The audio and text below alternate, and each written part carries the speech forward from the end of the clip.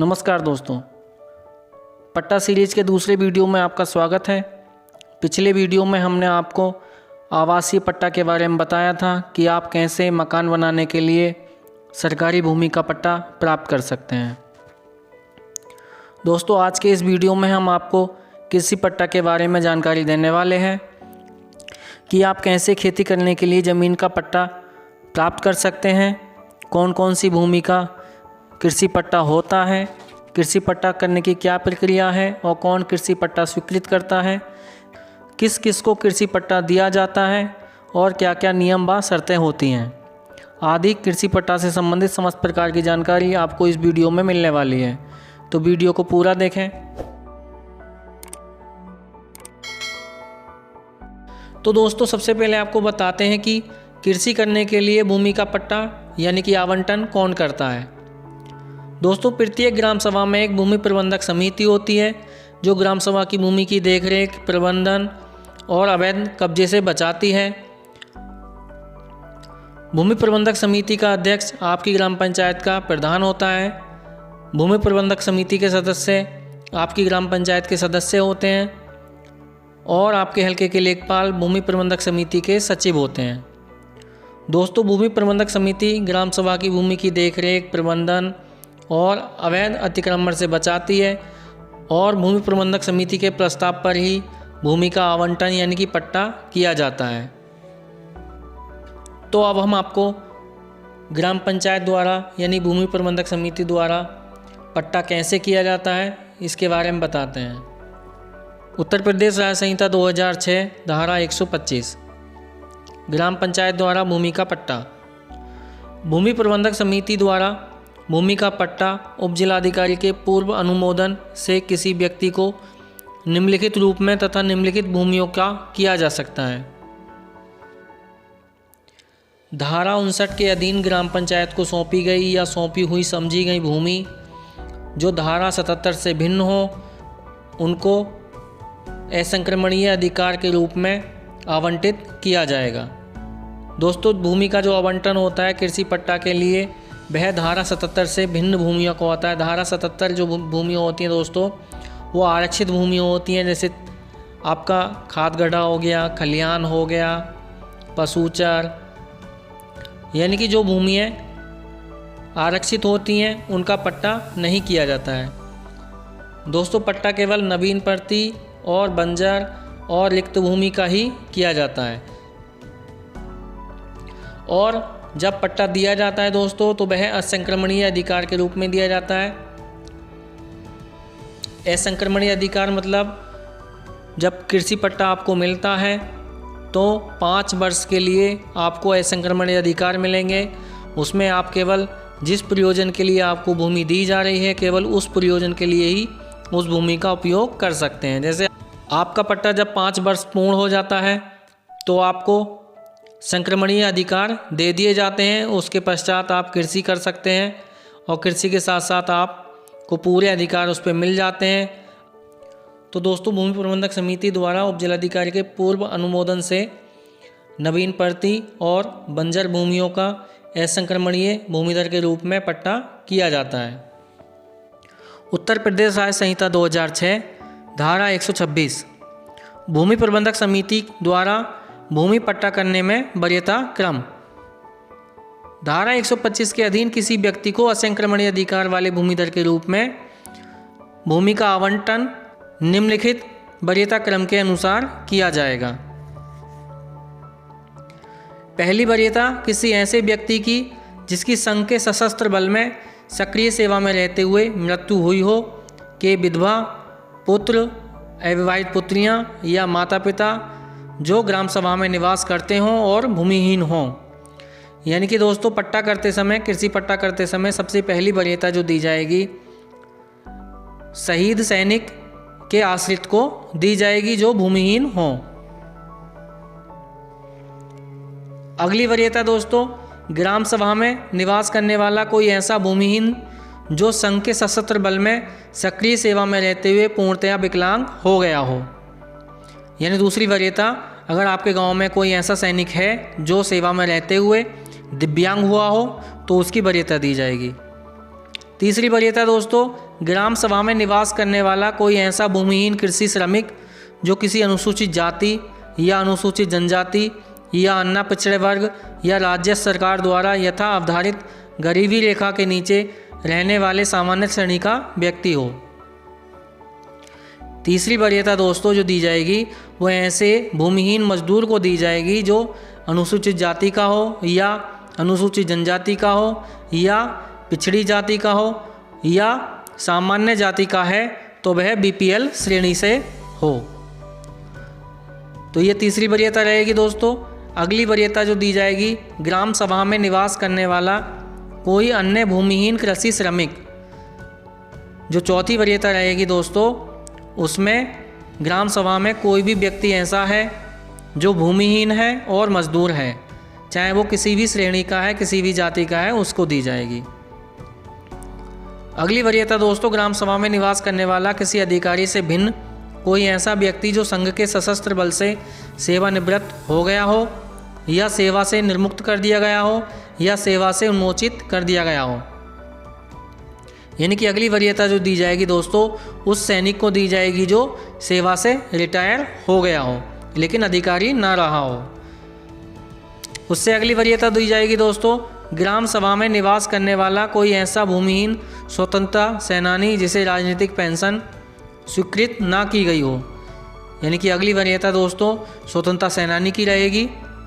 उसके बाद दोस्तों वरीयता जो दी जाएगी, कोई भूमिधर या आसामी जो ग्राम सभा के सर्किल में निवास करता हो और जिसके पास 1.26 हेक्टेयर से कम जमीन हो। यानी कि दोस्तों इस प्रकार से वरीयता क्रम रहेगा। जो वरीयता क्रम में सबसे पहले आएगा सूची में उसका नाम रहेगा। तो इस प्रकार से पट्टा होगा। सबसे पहली वरीयता दोस्तों, अगर आपके गांव से कोई सैनिक शहीद हुआ है तो उसके आश्रितों को जरूर दिया जाएगा पट्टा जब होगा। उसके पश्चात अगर कोई सैनिक आपके गांव का है और सेना में रहते हुए दिव्यांग हुआ है तो उसको भी वरीयता दी जाएगी। उसके बाद अनुसूचित जाति, अनुसूचित जनजाति के भूमिहीन व्यक्तियों को, पिछड़ा जाति के भूमिहीन व्यक्तियों को और सामान्य जाति के बीपीएल श्रेणी के भूमिहीन व्यक्तियों को दी जाएगी। यानी कि दोस्तों सीधी सी बात है, आपको पट्टा तभी मिलेगा जब आपके पास पहले से भूमि ना हो, क्योंकि पहले जो वरीयता दी जाएगी उन लोगों को दी जाएगी जिनके पास वर्तमान में कोई ज़मीन नहीं है। अगर ऐसे व्यक्ति नहीं मिलते हैं तो उसके पश्चात 1.26 हेक्टेयर से नीचे वाले, यानी कि पहले जो दी जाएगी जिनके पास 1 बीघा ज़मीन है उनको देखा जाएगा, फिर 2 बीघा वालों को, फिर 3 बीघा वालों को, फिर 4 बीघा वालों को। तो इस तरीके से या तो आप भूमिहीन हो या ज़मीन है तो बहुत कम से कम हो, तभी आपको कृषि पट्टा कृषि कार्य करने के लिए मिलेगा। तो दोस्तों अब आपको बताते हैं ग्राम पंचायत की भूमि के आवंटन की प्रक्रिया, जो उत्तर प्रदेश राज्य संहिता 2006 के नियम 119 में दी गई है। उत्तर प्रदेश राज्य संहिता 2006 नियम 119 ग्राम पंचायत की भूमि का आवंटन। जब दोस्तों भूमि प्रबंधक समिति धारा 125 के अंतर्गत उल्लिखित भूमि में जो पट्टा करने योग्य भूमि है का पट्टा करने का विचार करती है तो कम से कम ऐसी बैठक जिसमें ये निर्णय लिया जाना है कि 7 दिन पूर्व संबंधित ग्राम पंचायत में डुग्गी पिटवाकर निम्न रूप में घोषणा करेगी। बैठक का दिनांक, समय तथा स्थान, आवंटित किए जाने वाले भूखंडों की संख्या यानी पट्टा भूमि और ऐसे भूखंडों का क्षेत्रफल, और यानी कि कितने ज़मीन का पट्टा किया जाना है। यानी कि दोस्तों पट्टा प्रक्रिया जब भी होगी वो एक खुली बैठक में होगी। ग्राम सभा की एक खुली बैठक होगी जिसमें भूमि प्रबंधक समिति द्वारा पट्टा करने पर विचार किया जाएगा। तो ऐसी बैठक करने से पहले 7 दिन पूर्व भूमि प्रबंधक समिति यानी कि ग्राम पंचायत द्वारा एक गांव में डुग्गी मुनादी कराकर सभी लोगों को सूचित किया जाएगा कि उक्त दिनांक को एक बैठक होने जा रही है जिसमें कृषि करने के लिए भूमि का आवंटन किया जाएगा। ग्राम सभा की खुली बैठक। दोस्तों ग्राम सभा में डुग्गी मुनादी कराकर सूचना देने के पश्चात नियत दिनांक को एक ग्राम सभा की खुली बैठक की जाएगी। बैठक के दिन समिति ऐसे व्यक्तियों का चयन करेगी जिन्हें भूमि का आवंटन यानी कि पट्टा किया जाना है। आरसी प्रपत्र 30 में ऐसे सभी व्यक्तियों की सूची बनाई जाएगी जो उपस्थित हों और भूमि का पट्टा दिए जाने की सहमति प्रदान करते हों। यानी कि दोस्तों नियत दिनांक को एक भूमि प्रबंधक समिति की ग्राम सभा की एक खुली बैठक की जाएगी। खुली बैठक में ऐसे व्यक्तियों का चयन किया जाएगा जिनको भूमि का आवंटन किया जाना है, भूमि का पट्टा किया जाना है। और आरसी प्रपत्र 30 में ऐसे सभी व्यक्तियों की सूची बनाई जाएगी जो उपस्थित हों, यानी कि जो सब लोग उपस्थित हैं उनकी उपस्थिति आरसी प्रपत्र 30 के अनुसार एक सूची बनाई जाएगी और उनकी सहमति के आधार पर पट्टा किया जाएगा। असंक्रमणीय अधिकार वाले भूमिधर की सूची अलग से तैयार की जाएगी। सूची में व्यक्तियों के नाम धारा 126 के अधीन वर्णित वरीयता क्रम में रखे जाएंगे। जो दोस्तों हमने अभी धारा 126 का वरीयता क्रम आपको बताया था, उसी वरीयता क्रम के अनुसार भूमि प्रबंधक समिति द्वारा लोगों की चयन सूची बनाई जाएगी जिनको पट्टा किया जाना है। ये सब दोस्तों ग्राम सभा की खुली बैठक में होगा। यदि सूची में सम्मिलित व्यक्तियों की संख्या उन व्यक्तियों की संख्या से अधिक है जिन्हें भूमि की व्यवस्थित की जानी है, तब वह सूची भूमि प्रबंधक समिति द्वारा बुलाई गई ग्राम सभा की खुली बैठक के समक्ष रखी जाएगी और आवंटन के लिए ऐसे व्यक्तियों का चयन किया जाएगा जो ऐसी बैठक में सहमति के आधार पर, गुण दोष के आधार पर सर्वोत्तम उपयुक्त पाए जाते हैं। ऐसी सहमति नहीं बन पाती है तो समिति लॉटरी के द्वारा व्यक्तियों का चयन करेगी। यानी दोस्तों कुछ भूमि कम करने के पश्चात भी अगर लोग व्यवस्थित नहीं हो पाते हैं, सूची में लोगों का नाम अधिक रहता है, आवंटन कम का करना होता है, तो उसके पश्चात सूची को खुली बैठक में पढ़कर सुनाया जाएगा और खुली बैठक में सभी लोगों की सहमति के आधार पर एक सूची बनाई जाएगी जो सबसे अधिक पात्र होंगे उनकी। जैसे हमको 30 लोगों का पट्टा करना है और हमारे पास सूची मिल जाती है हमको 50 लोगों की, उसमें हम पात्रता छांटने के बाद हमको लगता है कि ये 45 लोग वास्तव में गरीब हैं, भूमिहीन हैं और इनको पट्टा किया जाना आवश्यक है और हमको करना है 30 का, 30 की हमारे पास पर्याप्त भूमि है, तो अभी 15 लोग हमारे पास एक्स्ट्रा हैं। अब 15 लोगों को जो छटनी होगी दोस्तों, वो 45 लोगों की सूची ग्राम सभा में खुली बैठक में पढ़कर सुनाई जाएगी और सभी की आर्थिक स्थिति के आधार पर, गुण दोष के आधार पर उनमें से लोगों की छटनी होगी और सभी लोग सहमत होंगे तभी ये सूची इस तरीके से संशोधित की जाएगी। अगर सहमति नहीं बन पाती है तो दोस्तों लॉटरी के आधार पर चयन किया जाएगा। तो दोस्तों इस प्रकार से ग्राम सभा की एक खुली बैठक होगी और खुली बैठक में पात्रता के आधार पर, वरीयता क्रम के आधार पर एक सूची बनाई जाएगी जिन लोगों को पट्टा किया जाना है। नियम 120 उपजिलाधिकारी के अनुमोदन के पूर्व की प्रक्रिया। नियम 119 के अनुसार ग्राम सभा की खुली बैठक में पात्र व्यक्तियों की सूची बनाने के पश्चात भूमि प्रबंधक समिति निम्नलिखित दस्तावेजों को तैयार करेगी। आवंटन हेतु चयन व्यक्तियों की सूची आरसी प्रपत्र 31 में, यानी कि दोस्तों उन लोगों की सूची जिनको पट्टा दिया जाना है, एक प्रारूप होता है आरसी प्रपत्र 31, उनमें उन लोगों की सूची रहेगी। दूसरा, उस भूमि की सूची जिनका पट्टा किया जाना है आरसी प्रपत्र 32 में, यानी कि एक प्रारूप आरसी प्रपत्र 32 होता है जिसमें उन भूमियों की सूची रहेगी जिनको पट्टा किया जाना है। अगला, समिति द्वारा उस बैठक की कार्यवाही की प्रति जिसमें आवंटन किए जाने संबंधी निर्णय लिया गया है, यानी कि दोस्तों खुली बैठक में जो आवंटन की कार्यवाही की गई थी उसकी एक प्रति और लेखपाल द्वारा इस आशय का प्रमाण पत्र की भूमि के संबंध में सूची में वर्णित विवरण सही है, आवंटित की जाने वाली भूमि मौके पर खाली है तथा आवंटन संहिता एवं नियमावली के प्रबंधों के अनुसार किया गया है।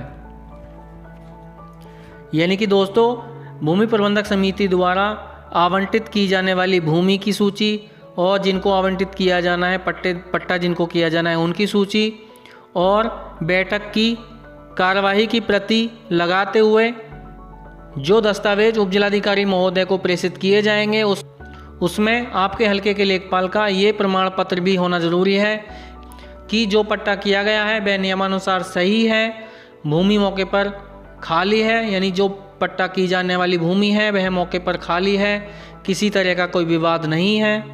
इस तरीके का एक प्रमाण पत्र, एक रिपोर्ट लेखपाल को लगानी होगी।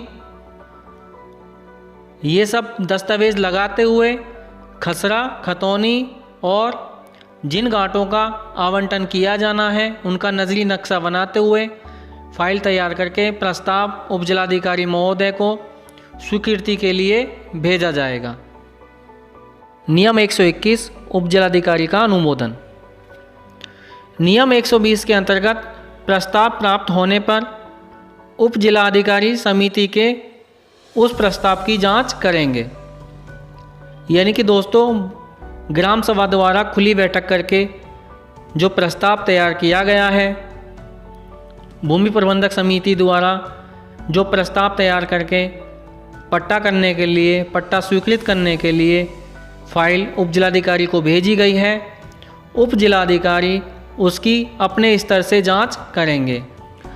जांच करते समय उपजिलाधिकारी अपनी तहसील के नायब तहसीलदार या तहसीलदार से उस प्रस्ताव की कार्यवाही की पुनः एक बार जांच गांव में जाकर करा सकते हैं।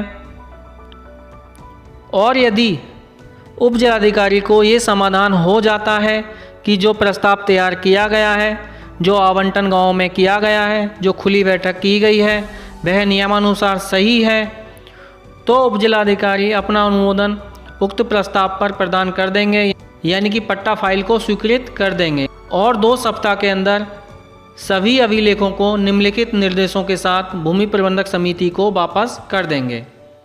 यानी कि दोस्तों, भूमि प्रबंधक समिति के द्वारा जो प्रस्ताव उपजिलाधिकारी महोदय को दिया जाएगा, उपजिलाधिकारी महोदय उसकी जांच करेंगे और उनको समाधान हो जाता है कि प्रस्ताव सही है, नियमानुसार है, तो वह उस प्रस्ताव को स्वीकृत कर देंगे, यानी कि जो पट्टा हुआ है वह स्वीकृत हो जाएगा। उसके पश्चात उपजिलाधिकारी निम्नलिखित निर्देश देंगे। आवंटियों को कब्जा दिलाया जाए और लेखपाल द्वारा आवंटियों को कब्जा प्राप्त होने के बाद उनके दाखिल खारिज हेतु आख्या राजस्व निरीक्षक को प्रेषित किया जाए। मानचित्र में भी तदनुसार संशोधन किया जाए। यानी कि दोस्तों, उपजिलाधिकारी महोदय प्रस्ताव को स्वीकृत करने के पश्चात ये निर्देश देंगे कि मौके पर जिन जिन लोगों को पट्टा हुआ है उनको भूमि कब्जे में दे दी जाए। तो ये कार्यवाही लेखपाल द्वारा की जाएगी। लेखपाल मौके पर जाएंगे, गांव में जिन जिन लोगों का पट्टा हुआ होगा, जिस जिस भूमि पर हुआ होगा, वह भूमि उनको कब्जे में दे दी जाएगी। उसके पश्चात लेखपाल द्वारा एक रिपोर्ट तैयार कर कानूनगो को दी जाएगी, जिससे कि जिन लोगों को पट्टा हुआ है उनका नाम सरकारी अभिलेख में दर्ज हो जाए, खसरे में दर्ज हो जाए, खतौनी में दर्ज हो जाए और उनका नक्शा भी अलग अलग हो जाए। तो इस तरीके से पट्टा स्वीकृत होगा। उसके पश्चात दस्तावेजों में भी पट्टेधारकों का नाम चढ़ जाएगा। नियम 122 पट्टेधारकों को कब्जा दिया जाना। उपजिलाधिकारी के पास से प्रस्ताव वापस होने पर अध्यक्ष यानी कि ग्राम प्रधान उन सभी आवंटियों को बुलाएगा जिनके पक्ष में आवंटन स्वीकृत हुआ है और उन्हें आवंटन प्रमाण पत्र दिया जाएगा। यानी कि दोस्तों, उपजिलाधिकारी महोदय द्वारा जब पट्टा फाइल स्वीकृत कर दी जाएगी, उसके पश्चात पट्टा फाइल ग्राम सभा को वापस भेजी जाएगी और ग्राम सभा के द्वारा पट्टा प्राप्त करने वाले व्यक्तियों को पट्टा प्रमाण पत्र दिए जाएंगे। और साथ साथ उपजिलाधिकारी महोदय के निर्देश के अनुसार जिन लोगों को पट्टा किया गया है उनको मौके पर कब्जा दिलाया जाएगा, जो कार्रवाई लेखपाल के द्वारा की जाएगी। और लेखपाल द्वारा यह भी सुनिश्चित किया जाएगा कि जिन लोगों को पट्टा हुआ है उन लोगों का नाम सरकारी अभिलेख में, दस्तावेज में दर्ज हो जाए। यानी कि जिस भूमि का पट्टा किया गया है उस भूमि पर पट्टेधारकों का नाम खतौनी में चढ़ जाए और नक्शे में भी संशोधन हो जाए। तो दोस्तों इस तरीके से पट्टेधारकों को पट्टा प्रमाण पत्र, मौके पर कब्जा और सरकारी अभिलेख में नाम चढ़ जाएगा। 125 पट्टा आवंटन की शर्तें और निबंधन। दोस्तों उपजिलाधिकारी महोदय द्वारा पट्टा स्वीकृत करने के पश्चात ग्राम पंचायत द्वारा ग्राम प्रधान द्वारा पट्टा प्रमाण पत्र पट्टेधारकों को दिया जाएगा। लेखपाल द्वारा मौके पर पट्टेधारकों को कब्जा दिया जाएगा और सरकारी अभिलेख में उनका नाम भी दर्ज किया जाएगा। उसके पश्चात दोस्तों वह जो पट्टा होगा वह निम्नलिखित शर्तों के अधीन होगा। पट्टेधारक को निम्नलिखित शर्तों का पालन करना होगा। यह है कि पट्टेधारक भूमि का उपयोग उसके लिए ही करेगा जिसके लिए उसको पट्टा दिया गया है। जैसे दोस्तों पट्टेधारक को कृषि पट्टा हुआ है तो वह कृषि कार्य ही भूमि पर करेगा। ये पहली शर्त जो रहेगी दोस्तों वह यही रहेगी कि जिस कार्य के लिए आपको भूमि दी जा रही है आप भूमि को उसी कार्य में लाएंगे। अगर आपको आवासीय पट्टा दिया जा रहा है तो आप मकान बनाएंगे और यदि आपको कृषि पट्टा दिया जा रहा है तो आप उस भूमि पर कृषि कार्य ही करेंगे। दूसरी शर्त यह है दोस्तों यह कि आवंटी इस भूमि का अंतरण संहिता के प्रावधानों के उल्लंघन में नहीं करेगा। दूसरी शर्त यही रहेगी कि आपको जो भूमि मिलेगी उसको आप बेच नहीं सकते हैं। हालांकि जब आपको पट्टा मिलेगा तब आपको असंक्रमणीय अधिकार मिलेंगे। असंक्रमणीय अधिकार का मतलब यह है कि आप उस ज़मीन पर ना तो किसी प्रकार का लोन ले सकते हैं, ना ही मकान बना सकते हैं और ना ही उसको बेच सकते हैं और ना ही वसीयत लिख सकते हैं। यानी कि आपको पूर्ण अधिकार आपको नहीं मिला है। पूर्ण अधिकार आपको मिल जाता है जब आपको पट्टे की भूमि को लिए हुए 5 वर्ष पूर्ण हो जाते हैं। यानी कि आपका पट्टा स्वीकृत किए हुए 5 वर्ष हो जाते हैं। उसके पश्चात आप एक दरखास्त उपजिलाधिकारी के यहाँ लगाएंगे कि हमारी भूमि को संक्रमणीय कर दिया जाए। तो उपजिलाधिकारी महोदय द्वारा उस भूमि को संक्रमणीय करने की प्रक्रिया की जाएगी। उसके पश्चात संक्रमणीय आपकी भूमि हो जाती है तो उसके पश्चात आपको सभी अधिकार भूमि पर प्राप्त हो जाते हैं। आप उसको विक्रय भी कर सकते हैं, लेकिन इसमें भी शर्त रहती है कि आप अगर पट्टा प्राप्त करते हैं और संक्रमणीय होने के पश्चात उस भूमि को बेच देते हैं तो आगे चल के जब कभी भी ग्राम सभा में कोई पट्टा होगा तो आपको वरीयता नहीं दी जाएगी, क्योंकि आपको जो भूमि पट्टे में मिली है आप उसको बेच दिए। तो दोस्तों पट्टे में जो भूमि मिलती है उसको कभी बेचना नहीं चाहिए। अगली शर्त यह है कि आवंटी यानी पट्टाधारक उस भूमि में खड़े किसी वृक्ष को क्षति अथवा उसका विनियोजन नहीं करेगा, ना ही उस भूमि पर किए गए किसी सुधार आदि को क्षति पहुंचाएगा। यानी अगली शर्त यह है दोस्तों कि आपको जो भूमि मिली है उसको उसी अनुसार रहने देना है। केवल आपको कृषि कार्य करना है, उसको खुदाई उदाई करा के तालाब नहीं बनाना है। अगर पेड़ है तो पेड़ भी नहीं कटवाना है। आपको केवल कृषि कार्य के लिए मिली है तो आप कृषि कार्य कीजिए। यह है कि आवंटी की मृत्यु हो जाने पर उत्तराधिकार संहिता के अंतर्गत दिए गए उपबंधों के अनुसार शासित होंगे।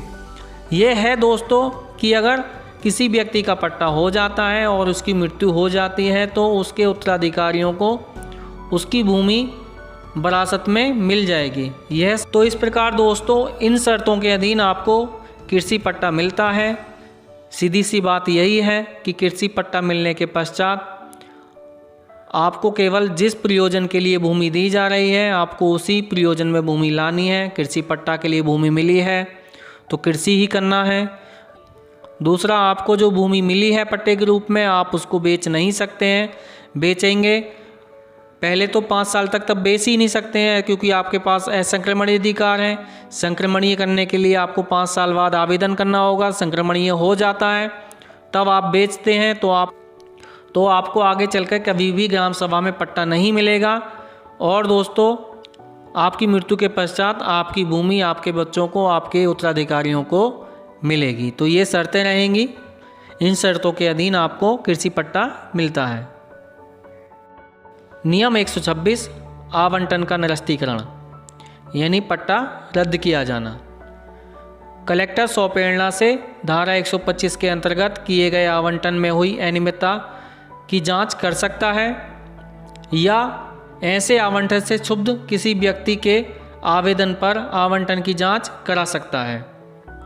दोस्तों, पट्टा स्वीकृत होने के पश्चात जिला अधिकारी उस आवंटन की जांच करा सकता है कि पट्टा सही हुआ है कि नहीं, या किसी व्यक्ति के द्वारा आवेदन करने के पश्चात भी जिलाधिकारी द्वारा आवंटन की जांच कराई जा सकती है।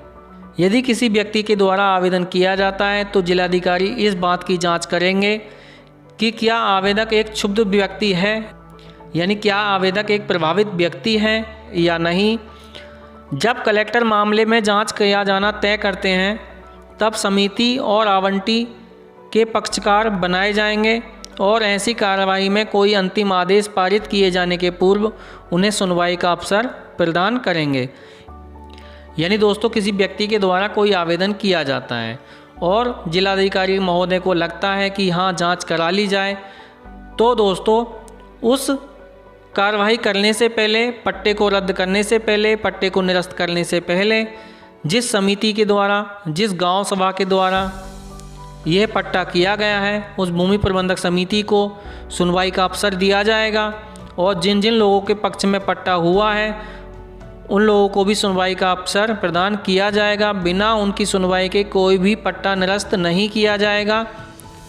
यानी कि दोस्तों जो कार्रवाई होगी उसमें सभी की सुनवाई होगी, तभी जाके जिलाधिकारी महोदय द्वारा कोई निर्णय लिया जाएगा। तो दोस्तों ये थी जानकारी कृषि पट्टा से संबंधित कि कृषि पट्टा कैसे किया जाता है, किसके द्वारा किया जाता है, कौन कौन सी भूमि का कृषि पट्टा होता है, किन किन लोगों को होता है। उम्मीद करता हूँ वीडियो में दी गई जानकारी आपको अच्छी लगी होगी, काम की लगी होगी। अगर आपको वीडियो में दी गई जानकारी अच्छी लगी है, काम की लगी है, तो वीडियो को लाइक और शेयर ज़रूर करें। और अगर आप ज़मीन से संबंधित किसी प्रकार की जानकारी लेना चाहते हैं तो कमेंट ज़रूर करें। और आपने अभी तक हमारे चैनल को सब्सक्राइब नहीं किया है तो चैनल को सब्सक्राइब कर लें और बेल आइकन भी दबा दें, जिससे आने वाले वीडियो का नोटिफिकेशन सबसे पहले आपको मिल सके।